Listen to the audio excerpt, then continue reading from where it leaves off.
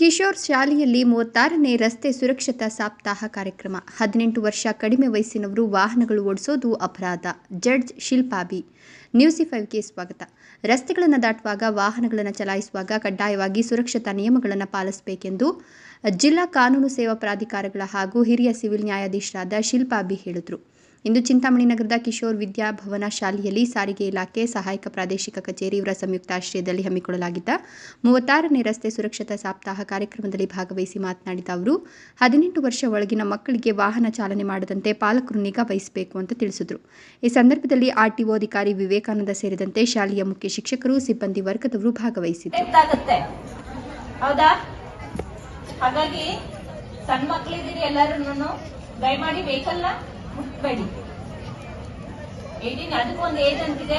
18 years complete ಆಗಲಿ, licence ತಗೊಳ್ಳಿ, ಚೆನ್ನಾಗಿ ವಾಹನ ಚಲಾವಣೆ ಮಾಡೋದು, ರೂಲ್ಸ್ ರೆಗ್ಯುಲೇಷನ್ಸ್ ತಿಳ್ಕೊಂಡು ನಂತರ ನೀವು ವೆಹಿಕಲ್ ಮುಟ್ಟಿ, ಆಯ್ತಾ?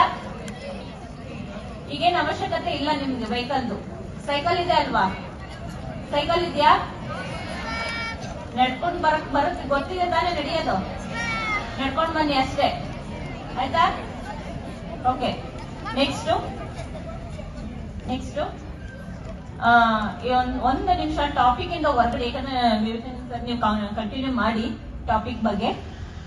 ನನ್ನ ಜಿಲ್ಲಾ ಕಾನೂನು ಸೇವಾ ಪ್ರಾಧಿಕಾರದ ವತಿಯಿಂದ ಒಂದೆರಡು ನಾನು ಪ್ರತಿ ಶಾಲಾ ಕಾಲೇಜಿಗೆ ಹೋದಾಗ ಹೇಳ್ಬೇಕಾದಂತ ಒಂದು ಮಾಹಿತಿ ಅಂತಂದ್ರೆ, ಪೋಕ್ಸೋ ಕಾಯ್ದೆ ಬಗ್ಗೆ ಒಂದು 5 ನಿಮಿಷದ ನಿಮ್ಗೆ ಮಾಹಿತಿ